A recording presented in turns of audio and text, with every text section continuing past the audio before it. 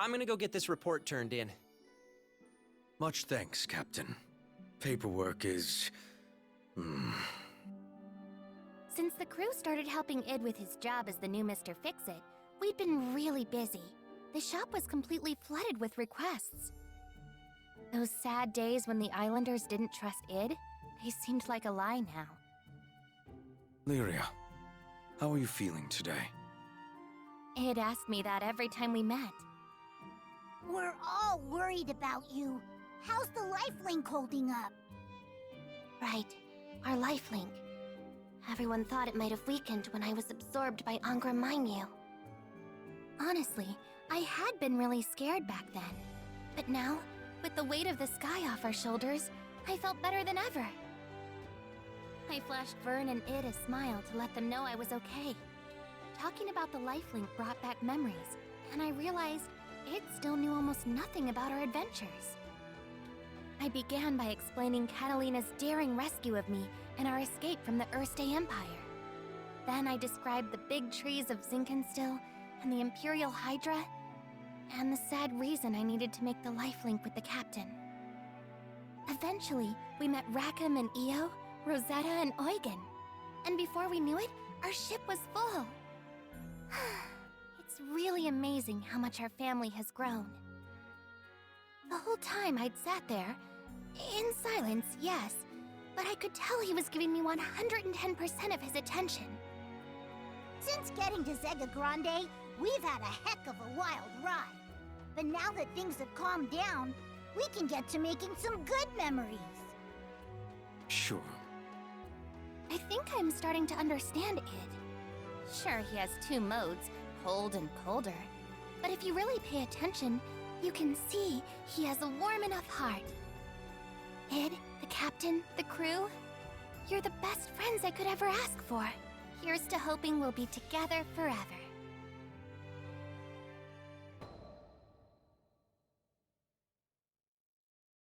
After some exciting paperwork, I returned to find Lyria and Vern taking Id on a walk down memory lane. You guys have seen some amazing things.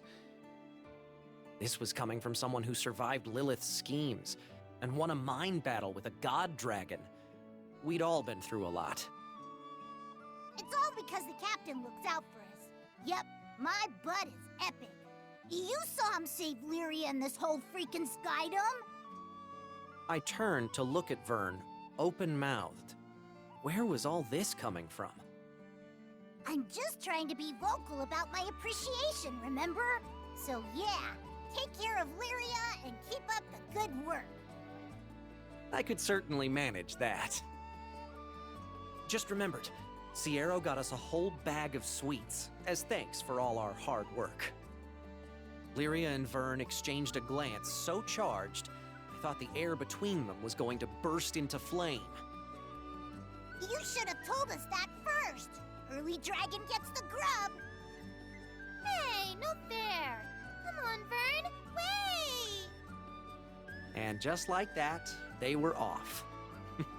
Foodies, right? Captain, you got a moment? I turned around, about to ask, "You want some too?" But one look at Id's knitted brow, and the question died on my lips. Let's duel. Did I just hear that right? Why, though? Did he have something against cookies? Sorry. It was the stories about your adventures. They put the thought into my head.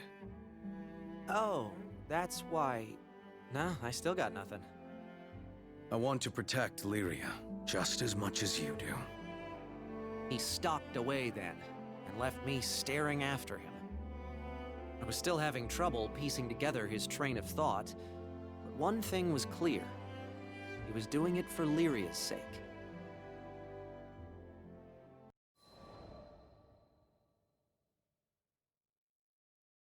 The duel was to take place at Halewind Altar. Lots of memories there. It's where we first met Id, where I lost to him, and Lyria was taken from us. Do you guys really have to do this? We're friends now, right? Friends don't fight each other. Lyria and Vern tried to talk me out of it the whole way there, but I just kept thinking of the look in Id's eye. He wasn't going to back down, and I respected that. Captain. Id had been staring into the distance, like a statue set to guard the altar. He turned when he heard our footsteps. Now that we've gotten to know one another, I've come to realize something. There's no one that can keep Lyria safe better than you. He took deliberate steps towards me, but this was nothing like the first time we met. Before, he'd been terrifying, like a hydra closing in on its prey. But now, there was something softer about the light in his eyes. You could tell he was there to help. You're the real thing. A hero. You didn't just save Lyria, you saved the skies. And I thought, maybe if we crossed blades again, I'd learn something. Something that would help me be more like you. Id. I finally got it. Id and I... There was still a part of us that couldn't tear away from that fateful day at Halewind Altar. When Id had been a bad guy, and I'd been too weak to protect Lyria. But things were different now. And this fight was going to prove it. I'm not losing this time. I'd be disappointed if you did. I drew my sword and took the first step forward. Come, Beaks. Give me everything you got. Okay, right back at you. We already knew this, but it's pretty much unstoppable. We'll see about that. I believe in the blood. Show how much is powered up. I've grown too. Faster. Keep up. Go for broke! Don't move!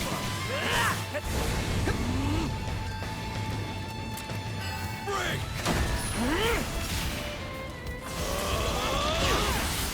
What's up there? Gonna take more than that to beat me. It's thinning. Decimate! Nope. You won't escape me. Reagan Leg! Sentence! All clear! There!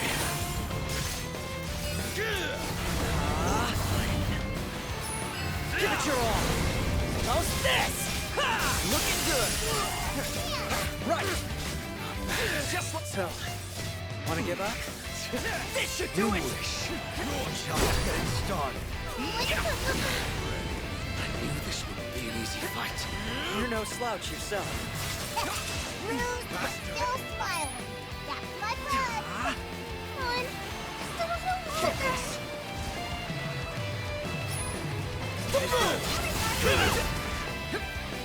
Clarity! Come! Not today! Now it begins. Let's stay cautious. My patience is thinning. Go for broke!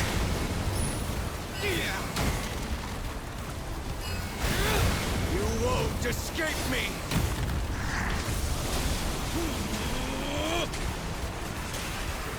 Sentence!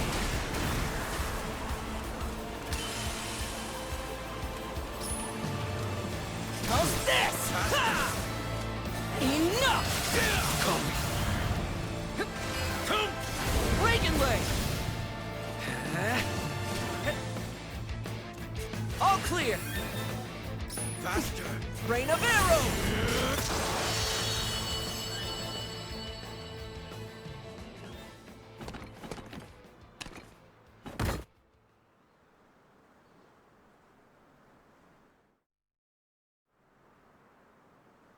Thank you, Captain. No.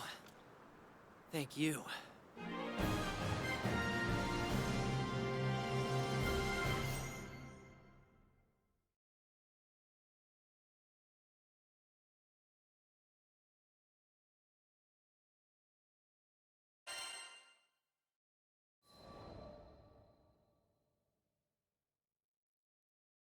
I won. I stood, almost doubled over with my hands on my knees, trying to remember how to breathe. Id staggered over and stuck a clenched hand in my face. Yeah, of course he'd go for a fist bump. I tapped his knuckles lightly with mine, and just like that, we were back to being loyal crewmates. That duel had blown away all our regrets. No more looking over our shoulders. It was time to move past, well, our past.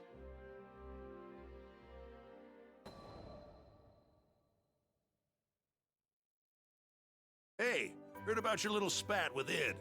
Wish I still had that kind of energy. Eugen gave me a hearty slap between the shoulder blades. The chills I got when watching them. Man, they were going all out. Of course Vern had told everybody. I could appreciate honesty and openness throughout the crew, but I clearly needed to have a talk with that dragon about minding his own business. So you're jealous Lyria's making new friends? What, do you have a crush or something? Yo, don't be silly. That's not what this was about at all. As Lyria tried to explain the situation, I just kind of sniffed and shuffled my feet. It had been a wild ride, but things were finally back to normal. I couldn't get the duel with Id out of my mind. He had been a perfect storm, placing his whole heart behind every blow. I had to remember what I was fighting for to even stand a chance. To be honest, I still don't think I'm stronger than him. I won this battle, yeah, but both of us are still changing, still growing. Who knows how it'll turn out if there's a next time. But I doubt we'll ever need to fight like that again. Id trusts me now. I can feel that just as much as I felt the shock of his sword clashing against mine. Trust is nice, but it always comes with responsibility. Still, that's the weight I signed up to carry when I became captain of the Grand Cipher, and took Lyria's hand all that time ago.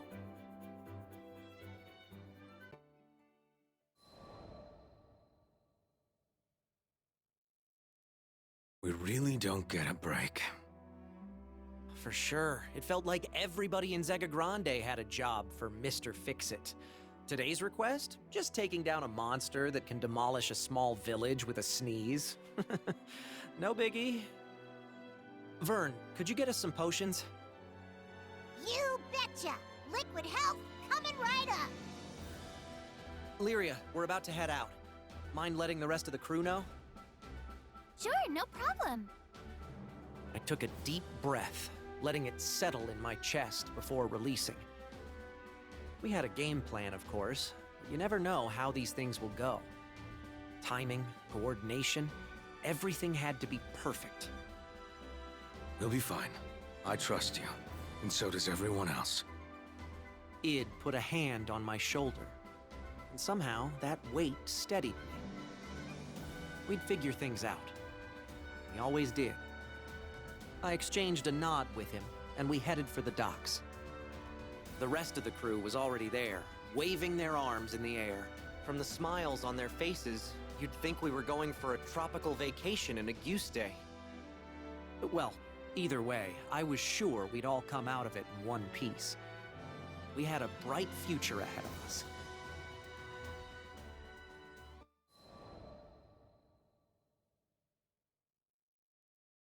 Another letter from Al arrived.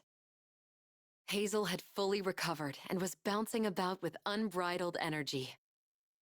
Al had returned to work on the reconstruction site and was working twice as hard to make up for lost time. Is it just me, or is his writing messier? It wasn't just Vern. Not only were there more missing words and misspellings than usual, the lines of Al's letters were harsh and tangled. Evidently, he'd scrawled them in a great hurry between jobs. I got a bad feeling that next up, it's gonna be Al himself stuck in bed. I shared Vern's sentiment. This was a boy willing to pick herbs from death's very garden for his sister. There was not an ounce of self-restraint in his character. I could only hope that he would emerge from this trial unscathed.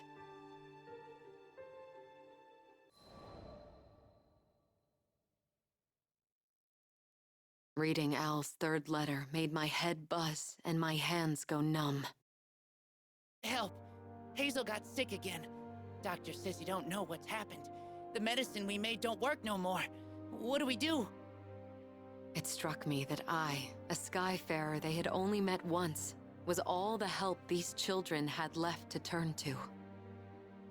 Catalina, I'm worried about Hazel. Lyria, who had been reading over my shoulder, looked as pale as death, and I thought I heard the fierce thudding of her heart. Let's head back to Folka, quickly. We learned not long afterwards that the captain, who at times seemed to command a sixth sense, had already asked Rackham to set course for the city. Al, Hazel, don't lose hope. Help is on the way.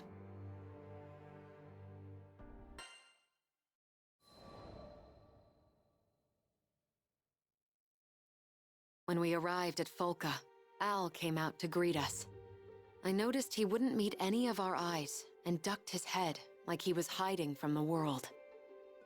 The doctor had examined Hazel from head to toe, but as far as his eyes could tell, there was nothing wrong with her. Hazel says all she needs to get better is some Wraithring eggs, but I just don't know. Al's voice was so small, I could hear the distance between us. Not physical, but emotional. He explained reluctantly that the Wraithwing was a bird which lives among the ancient ruins of Dali Island. Actually, forget it. We've made you guys do too much already. We'll figure something out. His smile didn't quite reach his eyes, which were enclosed in dark circles. The reconstruction effort must have been hounding him, and he was apparently not its only victim. Hazel had fallen ill around when Al began overexerting himself. I think I see what's going on here. Gently pushing aside Al's objections, we left to search for a Wraithwing nest. The task ahead, though dangerous, was for brother as much as it was for sister.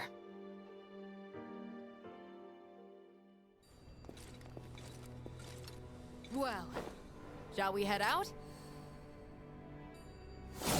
This area seems promising. Be on the lookout for tracks. This is quite a rare find. We'd better add it to our provisions.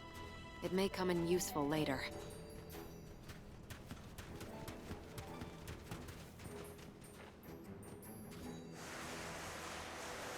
What's this? This cargo's sure been roughed up. Large talon marks and scattered feathers. The culprit is probably a Wraithwing. Let's see if it's left any other tracks.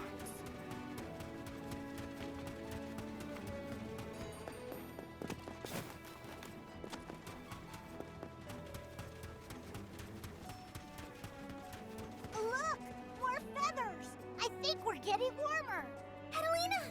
Catalina, over there! That's it. It matches the description perfectly. That's our Wraithwing. Ah!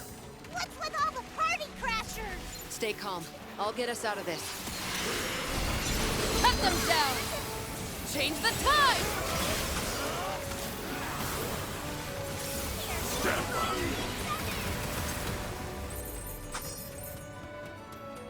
I'll cut you all down! Nice! Now come on! We've got a bird to catch!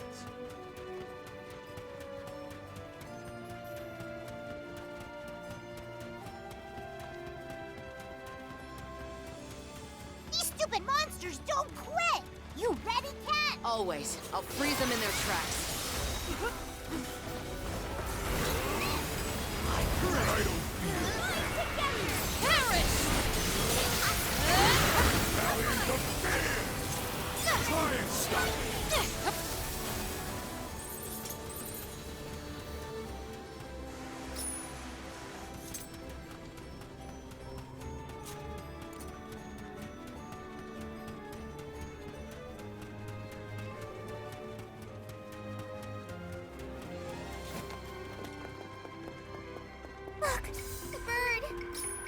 watching this really closely. Whoa! Looks like it's got giant talons and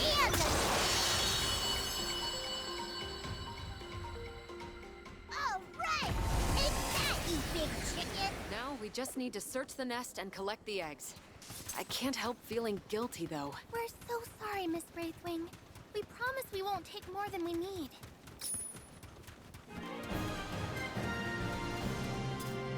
Stay near. I'll protect you.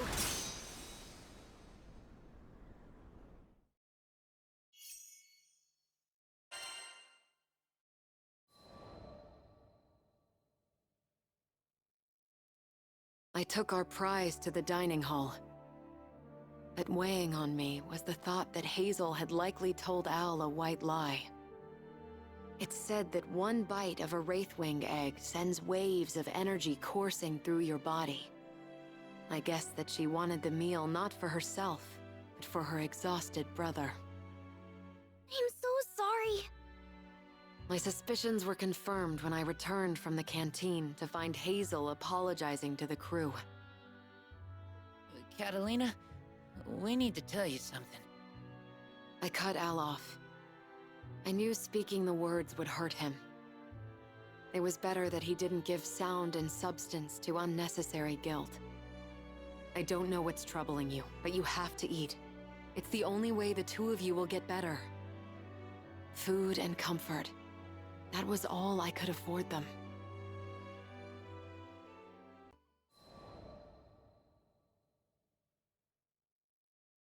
Back at the dining hall, plates of Wraithwing egg omelet were lined up on a table, wafting forth irresistible aroma.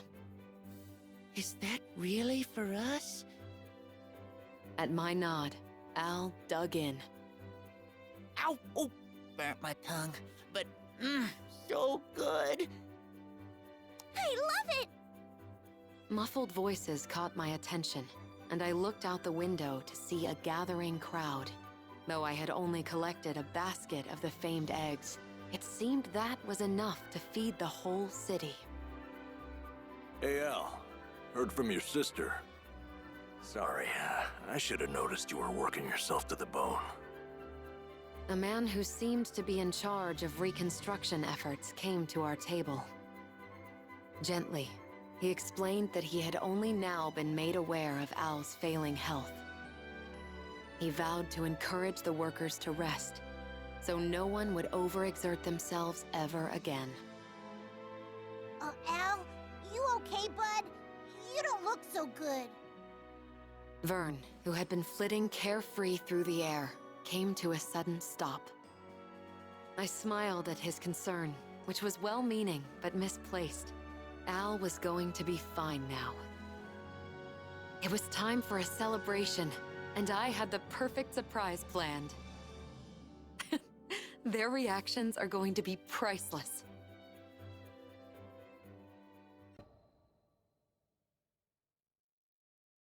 A light dessert is the perfect way to top off a hearty meal. Stealing my way into the kitchen, I cooked up an original dish using spare ingredients and imagination.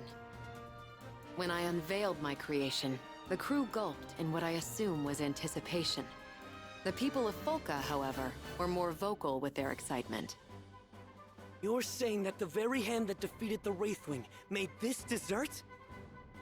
Is there anything she can't do? It was enough to make me blush. But, if I may be so bold, I don't think their praise was unearned. My dish was wholly unique in its shape, color, and smell. Catalina, this is amazing! I've never tasted anything like it before. Encouraged by Lyria, every last diner snatched up their spoons. Hungrily, they lifted a bite to their lips. And the moment right after, as if someone had captured the scene in a painting, they all froze. There are times when people are so filled to the brim with emotion, not even the smallest physical movement is possible. For the diners, this was apparently one of those times. It seems I'm not such a bad chef after all. Take that, naysayers.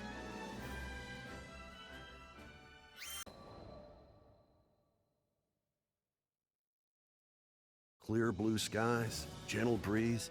It was perfect conditions for the Nautilus's maiden voyage.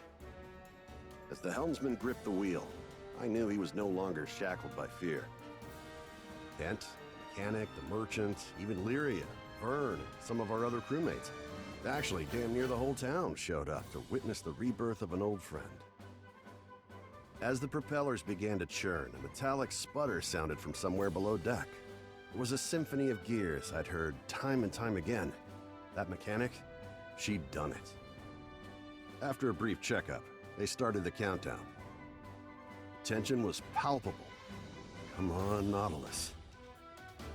All eyes were on the airship. No one dared to breathe. A wind whipped up around the Nautilus, and there it was. Liftoff.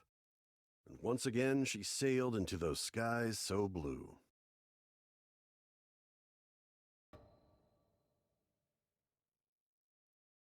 A few weeks had passed since the Nautilus took its maiden voyage.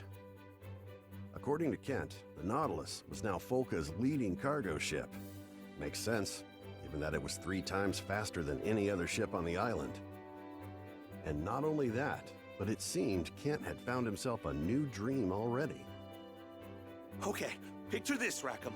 3 ships conjoined into one massive cruise liner. See? All we need to do is reconstruct these columns here and... I wonder if I sounded that crazy to the others whenever I got my big ideas. Anyway, such a massive ship would require at least 3 helmsmen.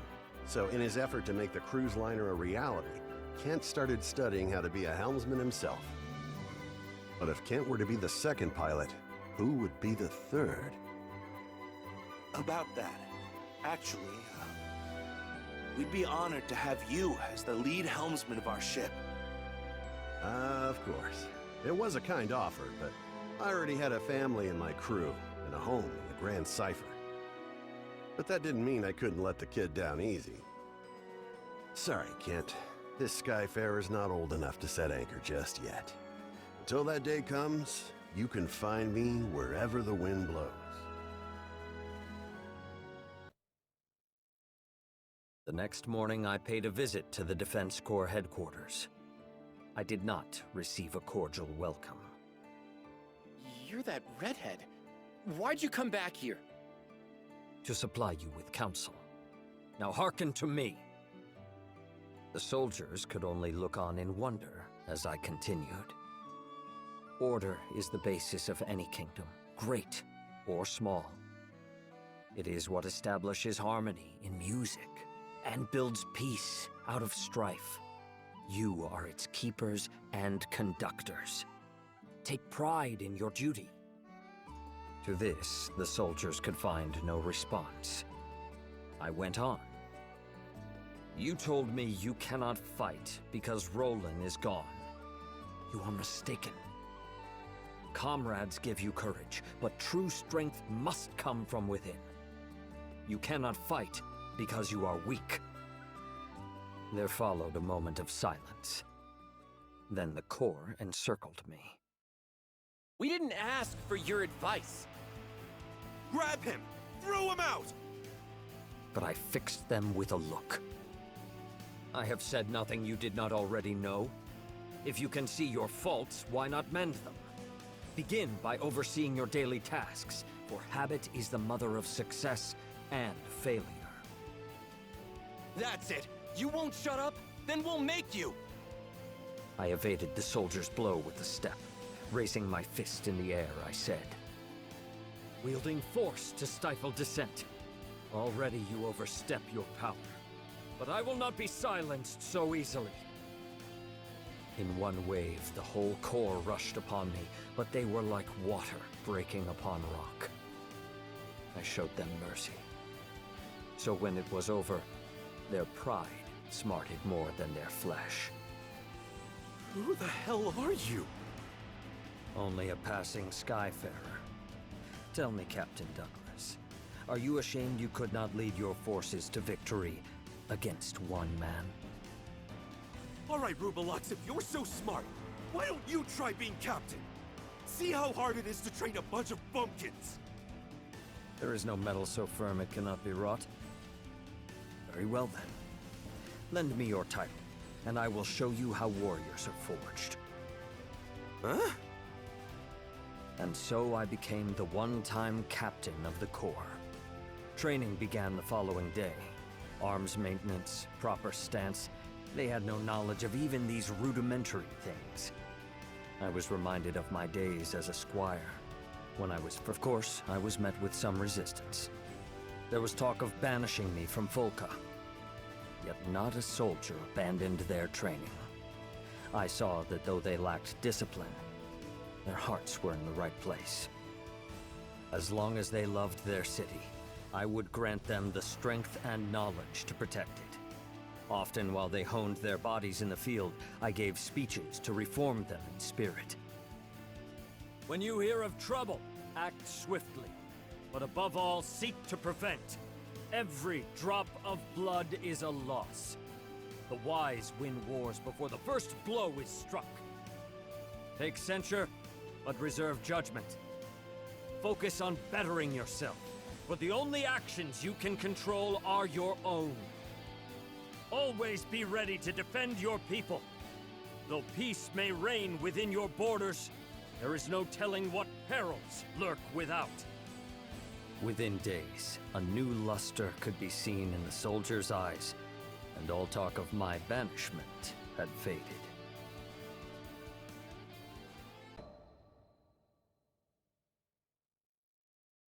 The training of the Defense Corps proceeded smoothly. Guess you know what you're doing. All right, Rubalox. You can run this outfit a little longer. Though they barked and whined, former Captain Douglas and his soldiers endured my training. The time had come for Folka to see them reborn. I proposed a patrol, the foremost duty of a guard, for evil, infirm of purpose, dares not stir beneath a watchful eye. That's a bad idea. I looked sharply at Douglas, who paced back and forth. Why do you waver? Why do you think? We've been losers our whole lives. We can't go out there now and dance around the place like we own it. They're gonna laugh at us. As a soldier, you must not weigh pride against duty. Now, this is a direct order from your captain. Move out. All came to pass as Douglas feared. In the streets of the city, children pointed, men jeered, and women laughed. Behind me, I could feel the will of my band weakening. Do not falter. Remember, shame should not hinder, but rather drive you to do good. The eye sees only the present, and the past is soon forgotten. There was no more I could do for them. The Corps would have to reclaim their own honor. I led them on without another backward glance. Hey, look! It's the March of the Freeloaders! Must be nice getting paid to take a little stroll! These barbed words were slung at us before the tavern. The speaker was a red-faced man, no doubt set on by excessive wine. I slowed my pace. It was true that the Corps had brought this scorn upon their heads, yet what remedy could poisoned tongues offer? I never intended for them to be thus reviled. Turning, I walked up to the drunkard. You got a problem, big guy? The man shook in fear. But I did no more than bow to him. Forgive us. It is the part of a leader to bear the faults of his followers. For who will answer to a lord that will not answer for them? I am now the captain of the Corps, and speak on their behalf. We have failed you in the past. For that, we are sorry. But these soldiers are now changed. Give us time, and I swear on my honor we will set things right. Amazement flashed into the man's eyes, clearing the fog of drunkenness. Shamefaced, he hurried away. I, wanted to apologize, Captain Percival. Douglas's voice sounded behind me. It's our fault you had to grovel to a juice head like that. Enough. I held up a hand. Power is ever conjoined with responsibility. I did no more than duty commanded. Now come. The day wears on. It is time for training. At the guardhouse, the men fell to their drills with vigor. Put your back into your swings. Stand firm. You are the first defense of your people. Bear yourselves with pride. Yes, sir!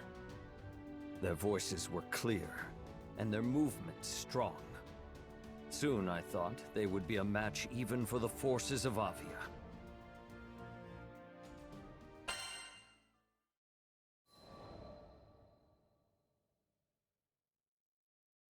Bad news! Those Avia rats are back! The day that would test the valor of the Corps came sooner than expected. I looked up at the soldier, who had burst breathless into the guardhouse. Report. An armed group thought to be connected with Avia is occupying the mines of Tempeel. They've taken the reconstruction workers captive, including several residents of Folka. It would be a dangerous rescue for the Corps, who were yet untried in combat. But the soldiers quickly showed me they had not failed their training. Captain Percival, let's fight back! We're ready! We can save those hostages! No. I sensed something strange at work. It had been the aim of the ruined church to bolster their ranks with new converts from Folka. Why then would they occupy their mines and threaten their people? Surely it was not for ransom. The adherents of Avia held their faith high above the jewels of the earth. This had to be a trap. Of course, trap or no, the Corps could easily overthrow Avia, as long as I led them. But I could not stay in Folka forever. And so I said, do not let confidence consume your wisdom. Your duty is to protect your people, not to prove your strength. You do not know the designs of your enemy, nor whether your might can contend with theirs. You must call for aid. I saw that my warning had disheartened the soldiers. I could not blame them. They had struggled so far, only to learn that they still fell short. But glory must not be bought with blood. The lives of the islanders came first. Drawing myself up, I strove to lift their spirits. Your city needs you. There is much work to be done. Learn what you can from those that escaped the mines. Muster the defenses. Let your people know they are safe. Yes, sir! But Captain Percival, the clock is ticking. What if the Skyfarers and reinforcements from Seed Hollow don't make it in time? I could not hold back a smile. Do not worry. I know a crew of Skyfarers already at hand.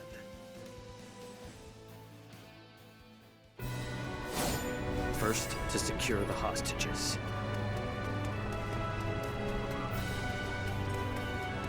Wait! That hair! It's the rooster head from Folka! The armed brethren! Centuries. You will wish you never saw them. There must be more of them.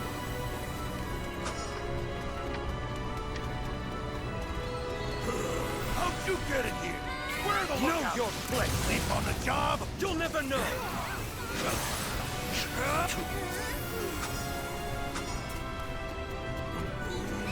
There are too few of them. Their main force must be headed for Folka. Perhaps I should turn back. No. I must have faith in my comrades. All the hostages are behind bars. At least they will be kept safe from the battle. Who are you? You may know me as the Lord of Flames. So we meet again, Lord Percy. Make way. But unfortunately for you, this battle won't go like the last one. Not many who survived my flames dare to face them again. You are either brave or a fool. I can't believe it! They're winning 100 to 1! How?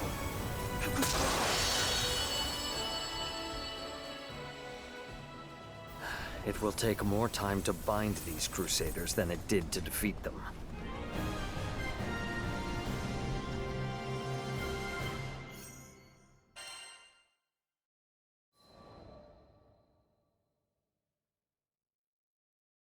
I bound the hands of the Crusaders and turned them captive toward Folka. Why, here's a stalwart little interloper. You could do far better than skyfaring, you know. Keep silent. I will not listen to the lies of a false prophet. Then I guess you won't believe me when I say the mines were just a diversion. We sent our main force to Folka. They'll have captured the city by now. We'll raze it to the ground and build a new Church of Avia on the smoking ruins. The preacher continued to lay bare his plot, though I had no desire to hear it. I know this backcountry is filled with scurrying field mice.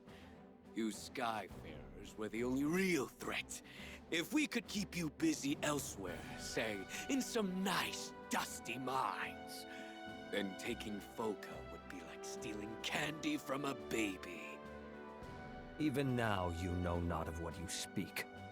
I had already made out that the mines were not your true purpose, and you misjudge the people of Folka. There is great strength in that city. It will not fall to the likes of you. That's hogwash! If you will not trust my words, then perhaps you will trust your eyes. We had come to the gate of Folka. Captain Percival, we've captured all the invaders. You should have seen us, Captain! No one messes with us on our turf! There, trussed up before the city walls, were the remaining Crusaders of Avia. The soldiers of the Corps stood over them, bloody but triumphant. And the air was bright and filled with rejoicing as the people of Folka cried glory unto their defenders. How could country mice have overthrown the high hogs of Avia? With that, the preacher fell to his knees and spoke no more.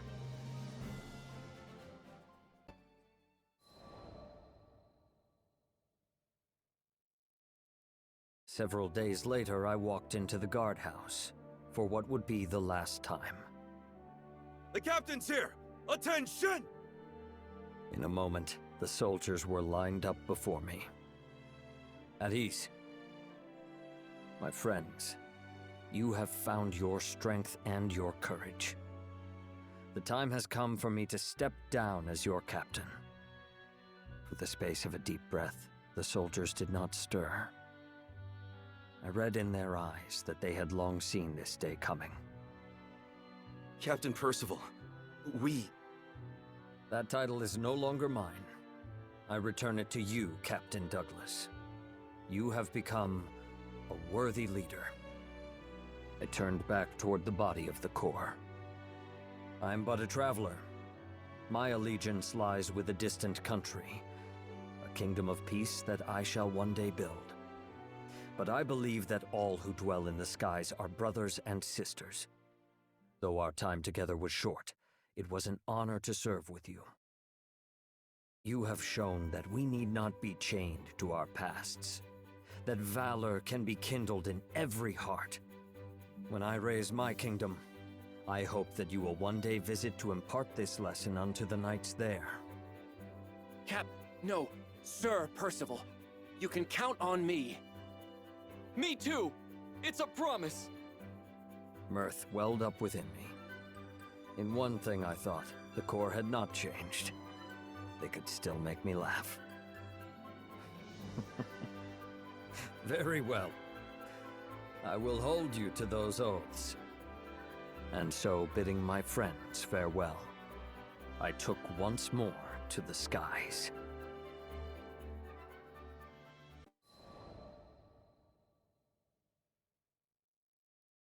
It was many months before I could return to Folka. This city is still the same. A gentle breeze danced with the grass. Sunlight streamed from between the leaves of trees, paving the streets in green and gold. The snakes dwell even in the quietest of gardens. Peace presided over this land only because there was a valiant corps to keep it. I was once captain of the Vulcan Defense Corps, and though our paths led on to different ends, they would ever be my friends and comrades. In my heart, I saluted them. Wait, aren't you? Well met. I was not surprised we crossed paths. Fulka was a small city, and I knew the Defense Corps kept vigilant watch. I am glad to see you doing well. We sure are. Even got a generation of new recruits trained up. So, when do you think you'll be inviting us to your kingdom? I responded with a wry smile. It will be some time yet, but I shall not rest unless it be in a country of peace. Until that day, wait here, and serve your city well. You're gonna make it, Percival. I just know it. In the meantime, I better practice my curtsy, huh? I regarded Captain Douglas and his corps. Here were soldiers that had once lived in shame, but courage had been kindled in their hearts, and like candles they now passed its light to others. So does one good turn give rise to another, and valor begets valor. Perhaps the rise of my kingdom was not so far off after all.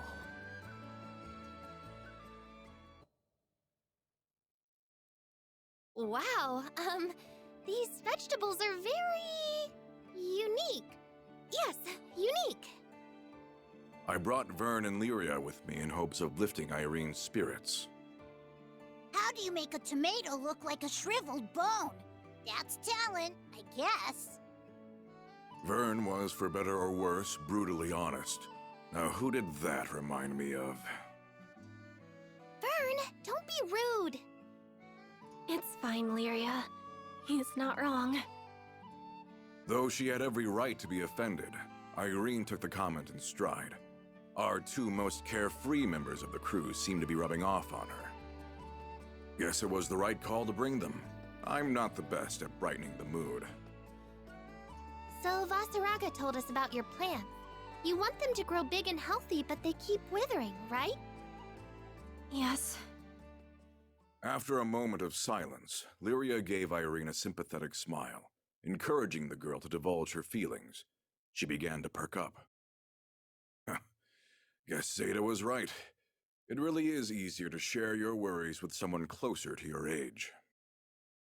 Taking care of those little ones is my purpose in life. She went on to recount how she had always been a loner. From a young age, her only friends were the plants she cared for. Recently, she had discovered that she could hear her plants talk, though she had no idea how or why. But now, it's like my precious friends are fading away, one by one. I don't know how much more of this I can take. Not long after she had gained the ability to communicate with her cherished plants, they suddenly began to wither and die one after another. She could hear them wail in agony as they reached their end. It was no surprise that she soon reached her breaking point. A few are still alive, but I'm sure they'll join the others in no time. If this is all that's waiting for me in the future, then I would rather not live to see it. Watching the lives of your loved ones slip out of your fingers? I could relate to that. What was she supposed to do? Distance herself from her reason for living? Wasn't that as good as dying? I eyed the black mist. Look, there's gotta be a way to fix things. What? But I've tried everything. Squeezing her bandaged wrist, Irene looked up at me in confusion. I did my best to reassure her without betraying the worry gnawing at my mind.